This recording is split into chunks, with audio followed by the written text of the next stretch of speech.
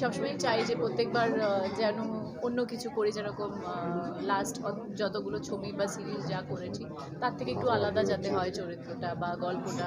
তো এটা দুটোই মানে it's actually a women oriented project. আর যেটা চরিত্র সেটা খুবই আলাদা, যেটা আমি জেনারেলি কোনো দিন মানে দেখিনি বা করিনি। কারণ এগুলো আগেকার দিনের যে মানে ব্যাপারটা যে রেট্রো প্লাস ক্যাবারে প্লাস একটা গ্রামের মেয়েও at the same time, but তখনকার সমস্ত কিছু আলাদা ছিল। মানে if I want to play এখন আর তখন ইজ টু মানে ডিফারেন্ট থিংস। তো ওই সময়ে কেমনভাবে কথা বলতো বা কেমনভাবে চলতো বা কী খেতো বা কীরমভাবে থাকতো, কী জামা কাপড় পরতো, কী লুকস হতো, এইগুলো নিয়ে আমরা একটু মানে কাজ করেছি, রিসার্চ করেছি। অ্যান্ড প্রত্যেকদিন নতুন নতুন লুকস, প্রত্যেকদিন নতুন নতুন মানে আইডিয়া অফ, কারণ এখন যেরকম আমাদের ইমোশনস, তখনকার emotions were also very different. People were very simple, very innocent. তো আমাদের এখন যে এত কমপ্লিকেশনস আছে লাইফে অত ছিল না। Of course there is a complexity in the story, but overall I am talking about a character use to be very innocent, very simple. তো সেই জন্য খুব ভালো লেগেছে। I enjoyed playing Elina, miss Elina. And yeah, I am hoping that everyone will like it too. Shooting এক্সপিরিয়েন্সটা যদি একটু বলো। খুব ভালো আর খুব মজাদার। কারণ আমার যেটা আমি বলছি বারবার, লুকগুলো নিয়ে আমি খুব ফ্যাসিনেটেড ছিলাম। মানে আই লাভ ডান্সিং অ্যান্ড এরকম কিছু ক্যাবারে বা এরকম কিছু আমি আগে পারফর্ম করিনি। তো আমার জন্য খুব নতুন ছিল ব্যাপারটা, আর আমি সত্যি খুব এক্সাইটেড ছিলাম। রোজ আমরা রাতে ওয়েট করতাম যে যেখানে আমরা শ্যুট করেছিলাম is a real bar. So যেটা যখন বন্ধ হতো, সব পাবলিক ক্রাউড চলে যেত, তারপর আমরা সারা রাত করতাম। But I use to make sure, not me, the entire team, যে এরকম যাতে মনে না হয় যে আমরা রাত্রি 3টের সময় শুটিং স্টার্ট করছি আর আমাদের 6টার মধ্যে শেষ করতে হবে একটা গান। কারণ maybe you are exhausted, you are tired, you are sleepy, but it shouldn't show on your face.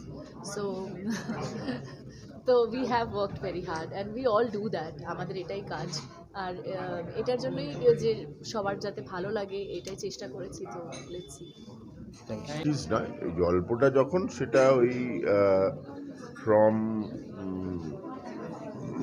70s, early 70s too early 80s এরম একটা সময় কতগুলো গ্যাপে গ্যাপে আছে।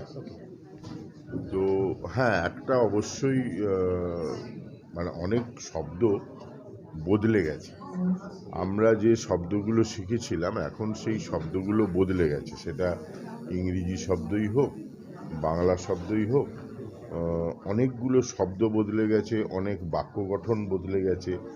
সো এই পোশাক আশাক তো বদলেছেই, সেটা তো খেয়াল রাখতেই হতো। অ্যাটিটিউড বদলেছে। তো অভিনয় করার সময় ওই এই ওয়ার্ডটা এভাবে অনেক উচ্চারণ বদলে গেছে। মানে আমরা যে উচ্চারণ শিখেছি, এখনকার বাচ্চারা সেই উচ্চারণটা শেখেন না, তাদের অন্য উচ্চারণ শেখানো হয়। আর ওই সময়টায় 1960s 70s তখনও যেহেতু গ্লোবালাইজেশন হয়নি, সেহেতু আমাদের দেশের ইংরেজি শিক্ষাটা ছিল। ইংরেজরা যে ইংরেজি শিক্ষার প্রবর্তন করেছিল ভারতবর্ষে, সেটা ছিল। তো তখন যা আমরা উচ্চারণ শিখেছি, ওই এখন যেটা মোবাইলে আসে ইউকে ইংলিশ, ইউএসএ ইংলিশ, তখনও ইউকে ইংলিশ ছিল। যার ফলে উচ্চারণ ইউকে ইংলিশ ছিল, সবটাই ইউকে ইংলিশ ছিল। এখন যেটা হয়েছে, গ্লোবালাইজেশনের পর ইউকে ইংলিশকে ছাপিয়ে এখন ইউএসএ ইংলিশ হয়ে গেছে সব, যার ফলে উচ্চারণগুলো বদলে গেছে। যেমন শব্দের বানান বদলেছে, উচ্চারণ বদলেছে, এবং এখন যারা শিখছে তারা ম্যাক্সিমামই ওই ইউএসএ ইংলিশ শিখছে। যার ফলে ওই পাঠটা করার সময় ওই উচ্চারণগুলো খেয়াল রাখতে হয়েছে। বাংলা শব্দের উচ্চারণ বদলে গেছে, যেমন বাংলা শব্দের বানান বদলেছে। এই দিকগুলো খেয়াল রাখতে হয়েছে ওই পিরিয়ডিক্যাল এটা কাজটা করার সময়। এই সিরিজে নক্সালাইট মুভমেন্টও উঠে আসছে, যেটা ব্যাকড্রপ আর কি। তার সাথে ক্লাস ডিফারেন্স রয়েছে, সোশ্যাল ডিসক্রিমিনেশন রয়েছে, কি বলবেন?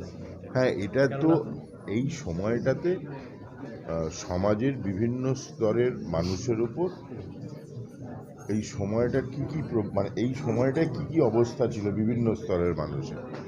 একদম গ্রামাঞ্চলের একদল মানুষ, খেটে খাওয়া মানুষ, কারখানা শ্রমিক, চাষি, মজুর, গ্রামাঞ্চলের মানুষের কী অবস্থা ছিল, সেরম একটা পরিবেশ, একটা পরিবার বা তার আশেপাশের লোকজন এবং একদল মানুষ শহরের মধ্যবিত্ত একদল মানুষ এবং শহরের উচ্চবিত্ত একদল মানুষ, এই রকম সমাজের বিভিন্ন স্তরের বিভিন্ন মানুষের গল্প হচ্ছে এই ক্যাবারে, এই হোটেলটাকে ঘিরে। তো এই সময়টা আর ওই সময়টাও ছিল ওই রকম, মানে যখন একটা নতুন রাজনৈতিক আন্দোলন তৈরি হচ্ছে, নতুন রাজনৈতিক মতামত তৈরি হচ্ছে, তার জন্য জোরালো আন্দোলন চলছে, অন্যান্য রাজনৈতিক দলগুলোর আন্দোলন আছে, কলকাতার বাবু কালচার আছে, তার সঙ্গে ইংরেজ কালচার আছে, এই সবটা মিলিয়ে মিশিয়ে ওই সময়টা খুব হ্যাপেনিং ছিল। সেই সময় সেই কারণেই কবি মানে যিনি লিখেছেন আর কি, তিনি ওই সময়টাকেই ধরেই লিখেছেন এবং খুব হ্যাপেনিং ছিল, শহরের বুকে খুব হ্যাপেনিং ছিল ক্যাবারে, ওই জন্য ক্যাবারে ধরেই লেখা হচ্ছে। সম্পর্কে বলার বলতে এটা একটা পিরিয়ড ড্রামা। এটা যদি এক কথায় বলতে হয় তাহলে একজন ক্যাবারে ডান্সার মহিলার সঙ্গে একটি নকশালপন্থী বিপ্লবীর প্রেমের গল্প। এটা এক লাইনে গল্পটা, কিন্তু এই ঘটনাটা ঘটতে গিয়ে এবং এদের দুজনের এই যে দেখা হওয়া এবং প্রেম হওয়া, এটাকে কেন্দ্র করে 60-এর দশকের শেষ থেকে 70 দশকের শুরুর কিছুটা সময়, সেই সময়কার পশ্চিমবঙ্গের যে রাজনৈতিক প্রেক্ষাপট এবং একই সঙ্গে এই যে ক্যাবারের দুনিয়াটা, এই দুটো জগতের একটা মিলমিশ ঘটছে এবং সেটার থেকেই মানে গল্পের অনেক রকম প্লট পরিবর্তন হচ্ছে, অনেক রকম চরিত্র আসছে এবং তার থেকে এক ধরনের ড্রামা তৈরি হচ্ছে আর কি। এবং এটা একটা সম্পূর্ণ অন্য পৃথিবীর গল্প, যখন মানুষ অন্যরকম, তাদের চিন্তাভাবনা অন্যরকম, তাদের জীবনে অ্যাসপিরেশন, স্বপ্নগুলো অন্যরকম, বিহেভিয়ার অন্যরকম। তো এটা আমার মনে হয় যে অডিয়েন্সের জন্য, কারণ ওই যেটা আমি বারবার বলি যে এখন 5-6 মাসেই পৃথিবীটা এমন পাল্টে যায় যে আর আমরা চিনতে পারি না যে 6 মাস আগে এরকম ছিল, আজ এটা মোস্টলি বিকজ অফ টেকনোলজি। তো এই যেহেতু সেই সময় টেকনোলজি নেই, সেই জন্য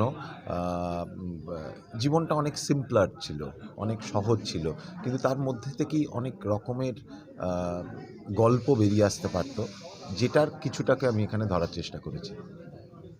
এটা হচ্ছে যে আমার যেটা সব থেকে কঠিন লেগেছিল সেটা হচ্ছে যে এটা এমন একটি সময়কে কেন্দ্র করে করা যেটা আমার জন্মের আগে।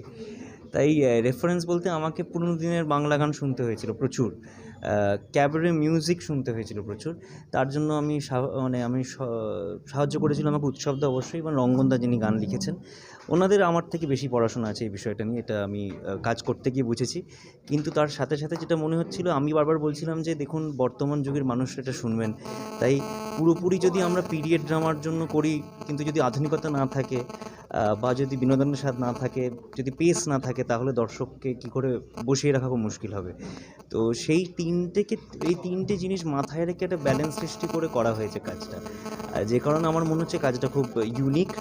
It is true to the script, কারণ গল্প অনুযায়ী কিন্তু মিউজিকটা মানে সংলাপের একটা জায়গা রয়েছে, খুব সুন্দর সংলাপ রয়েছে। তাই ব্যাকগ্রাউন্ড মিউজিক যদি বলি আলাদা করে, সেটা কিন্তু সংলাপের যে মোচড় রয়েছে সেটাকে মাথায় রেখে করা। আর গানগুলো অবশ্যই আমাকে অনেকটা স্বাধীনতা দেওয়া হয়েছিল যে আমি যেভাবে মিউজিক করতে চাই। আর মেঘা যিনি গান গেয়েছেন উনি খুব ভালো গেয়েছেন। গানের ধারা আপনার যারা গানটা একটা গান রিলিজ করেছে রাত কত হলো, সেটা শুনে বুঝতেই পারছে তার মধ্যে একটা আমেজ রয়েছে। আর ক্যাবারে মিউজিকের মধ্যে একটা সেন্সুয়ালিটি রয়েছে, প্লাস পূজার যে চরিত্র তার যে টানাপোড়েন সেইটাও আমরা ধরার চেষ্টা করেছি। সব মিলিয়ে this is very nuanced and layered film. এটা না মানে কেবলমাত্র যে একটাই গল্প এক ধারায় যাচ্ছে তা কিন্তু নয়। ট্রেলার দেখলে বুঝতে পারা যাবে যে বিভিন্ন চরিত্রের বিভিন্ন মোটিভেশনস আছে, সেইগুলোকে নিয়ে গানে এক একটা ব্যাকগ্রাউন্ড মিউজিকে এক একটা যন্ত্রের সাথে একটা চরিত্রের মিল রাখা, এই একটা সাবলিমিনাল লেভেলে আমি মিউজিকটা করেছি। এবার এই পুরোটাই হয়তো দর্শক ওরমভাবে বুঝতে পারবেন না, কিন্তু আমি এটা মনে করছি তাদের দেখার এক্সপিরিয়েন্সটা সেটা খুব ভালো করে তারা উপভোগ করতে পারবেন গল্পের সাথে মিউজিকও। ঠিক আছে, থ্যাংক ইউ।